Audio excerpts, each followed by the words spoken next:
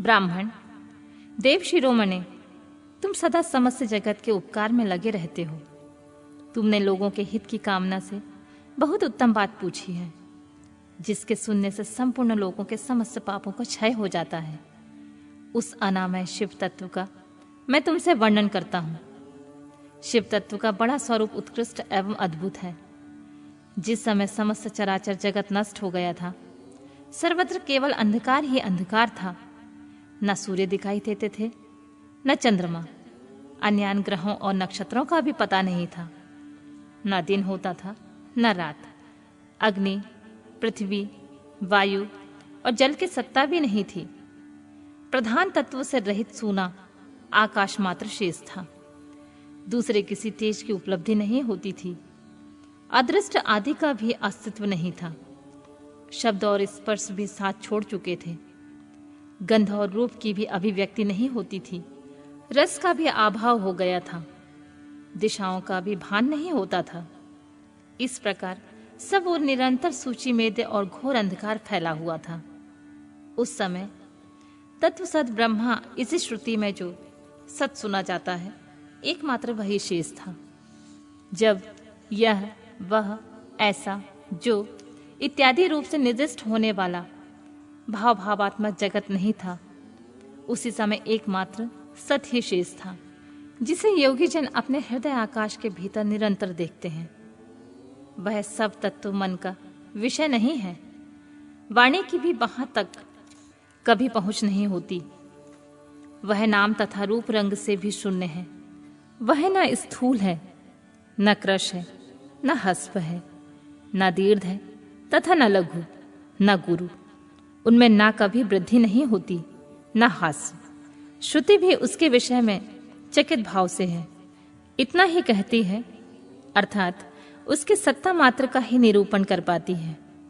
उसका कोई विशेष विवरण देने में असमर्थ हो जाती है।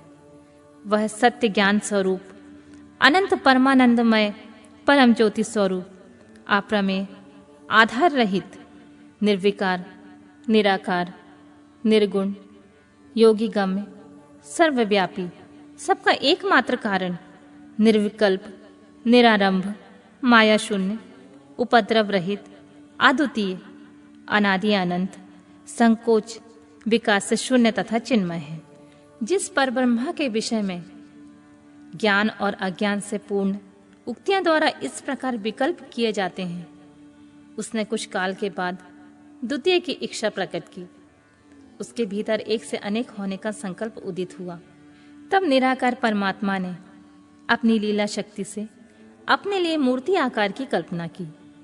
वह मूर्ति संपूर्ण ऐश्वर्य गुण से संपन्न, सर्वज्ञानीमय, शुभ स्वरूपा, सर्वव्यापिनी, सर्वरूपा, सर्वदर्शिनी, सर्वकारिणी, सबकी एकमात्र वंदनीया, सर्वज्ञा, सब कुछ देने वाली और संपूर्ण संस्कृतियों का केंद्र थी। उस शुद्ध रूपणी ईश्वर मूर्ति की कल्पना करके वह अद्वितीय, अनादि, अनंत, सर्व प्रकाशक, चिन्मय, सर्वव्यापी और अविनाशी परब्रह्मा अंतर्निहित हो गया।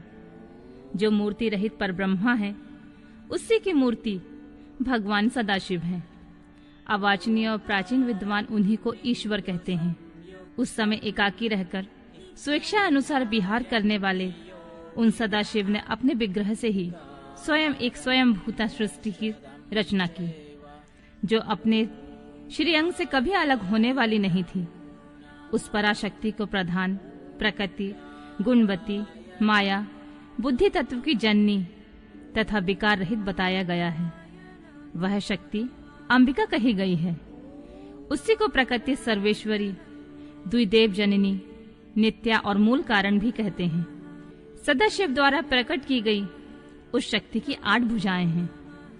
वह शुभ लक्षणा देवी के मुख की शोभा विचित्र है।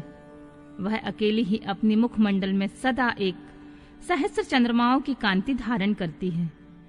नाना प्रकार के आभूषण उनके श्री अंगों की शोभा बढ़ाते हैं। वह देवी नाना प्रकार की गतियों से संपन्न है। उसके खुले हुए नेत्र खिले हुए कमल के समान जान पड़ते हैं। वह अचिंतनीय तेज से जगमगाती हैं। वह सबकी योनि है और सदा उद्यमशील रहती हैं। एकाकिनी होने पर वह माया संयोग बस अनेक हो जाती हैं। वे जो सदाशिव हैं, वे परम पुरुष ईश्वर शिव, शंभु और महेश्वर कहते हैं। वे अपने मस्तक पर आकाश गंगा को धारण करते हैं। उनके भाल देश में चंद्रमा शोभा पाते हैं। उनके 5 मुख हैं और प्रत्येक मुख में 3-3 नेत्र हैं। उनका चित्त सदा प्रसन्न रहता है। वे 10 भुजाओं से युक्त और त्रिशूलधारी हैं।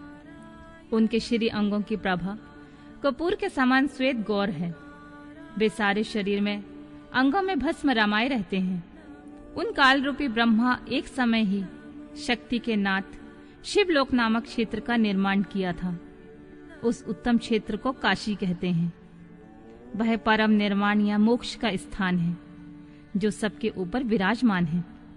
वे प्रिया, प्रियतम रूप, शक्ति और शिव जो परमानंद स्वरूप हैं, उस मनोरम क्षेत्र में नित्य निवास करते हैं। काशीपुरी परमानंद स्वरूपणी है। मुने, शिव और शिवा ने प्रलय काल में भी कभी उस क्षेत्र को अपने सानिध्य से मुक्त नहीं किया है। इसलिए विद्वान पुरुष उसे अविमुक्त क्षेत्र के नाम से जानते हैं। वह क्षेत्र आनंद का हेतु है। इसलिए पिनाकधारी शिव ने उसका नाम आनंद वन रखा है। उसके बाद वह अविमुक्त के नाम से भी प्रसिद्ध हुआ। देवर्षि एक समय उस आनंद वन में रमण करते हुए शिवा और शिव के मन में यह इच्छा हुई कि किसी दूसरे पुरुष की भी सृष्टि करनी चाहिए, जिस पर यह सृष्टि संचालन का महान भार रखकर हम दोनों केवल काशी में रहकर इच्छा अनुसार विचरें और निर्वाण धारण करें। वही पुरुष हमारे अनुग्रह से सबके सृष्टि करे, पालन करे और वही अंत में सबका संहार भी करे। यह चित्त एक समुद्र के समान है। इसमें चिंता की उताल तरंगे उठ उठकर चंचल बनाए रहती हैं। इसमें सब तत्व गुण रूपी रत्न, तमोगुण रूपी ग्राह और रजोगुण रूपी मूंगे भरे हुए हैं। इस विशाल चित्र समुद्र को संकुचित करके हम दोनों उस पुरुष के प्रसाद से आनंद कानन काशी में सुखपूर्वक निवास करें। वह आनंद वन वह स्थान है जहाँ हमारी मनोवृत्ति सब ओर से निसिमट कर इसी में लगी हुई है, तथा जिसके बाहर का जगत चिंता से आतुर प्रतीत होता है। ऐसा निश्चय ही शक्ति सहित सर्वव्यापी परमेश्वर शिव ने अपने वाम भाग से 10वें अंग पर अमृत मल लिया। फिर तो वहां से एक पुरुष प्रकट हुआ जो तीनों लोकों में सबसे अधिक सुंदर था। वह शांत था, उसमें सब तत्व गुण की अधिकता थी तथा वह गंभीरता का अथाह सागर था। मुने, क्षमा गुण से युक्त उस पुरुष के लिए ढूंढने पर भी कहीं कोई उपमा नहीं मिलती थी। उसकी कांति इंद्रनील मणि के समान श्याम थी। उसके अंग अंग में दिव्य शोभा छिटक रही थी और नेत्र प्रफुल्ल कमल के समान शोभा पा रहे थे। श्री अंगों पर स्वर्ण की सी क्रांति वाले 2 सुंदर रेशमी पीतांबर शोभा दे रहे थे। किसी से भी पराजित न होने वाला वह वीर पुरुष अपने प्रचंड भुज दंडों से सुशोभित हो रहा था। तदंतर उस पुरुष ने परमेश्वर शिव को प्रणाम करके कहा, स्वामिन, मेरा नाम निश्चय कीजिए, काम बताइए। उस पुरुष की यह बात सुनकर महेश्वर भगवान शंकर हंसते हुए मेघ के समान गंभीर वाणी में बोले, वत्स, व्यापक होने के कारण तुम्हारा नाम विष्णु नाम से विख्यात हुआ। इसके सिवा और भी बहुत से नाम होंगे जो भक्तों को सुख देने वाले होंगे। तुम सुस्थित उत्तम तप करो, क्योंकि वही समस्त कार्यों का साधन है।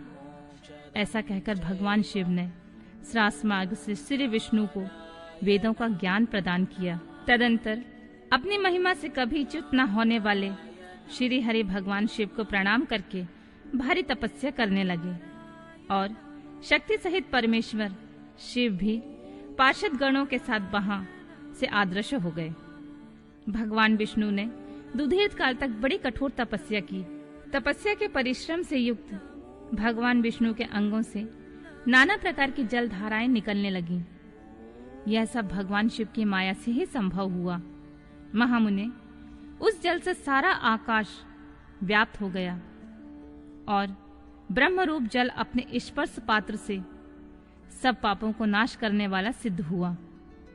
उस समय थके हुए परम पुरुष विष्णु ने स्वयं उस जल में शयन किया।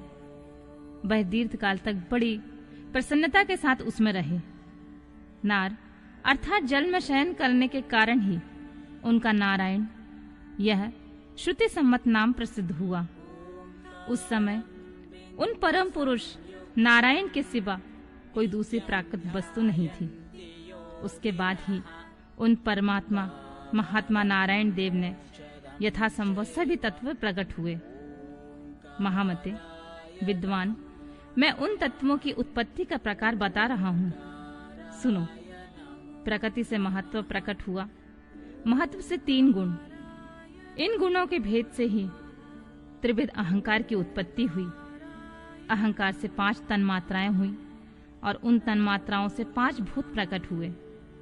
उसी समय ज्ञानेंद्रियों और कर्मेंद्रियों का भी प्रादुर्भाव हुआ। मुनिश्रेष्ठ, इस प्रकार मैंने तुम्हें तत्वों की संख्या बताई है। इनमें से पुरुषों को छोड़कर शेष सारे तत्व प्रकृति से प्रकट हुए हैं। इसीलिए सबके सब जड़ हैं। तत्वों की संख्या 24 है। उस समय एकाकार हुए 24 तत्वों को ग्रहण करके वे परम पुरुष नारायण भगवान शिव की इच्छा से ब्रह्मरूप जल में सो गए।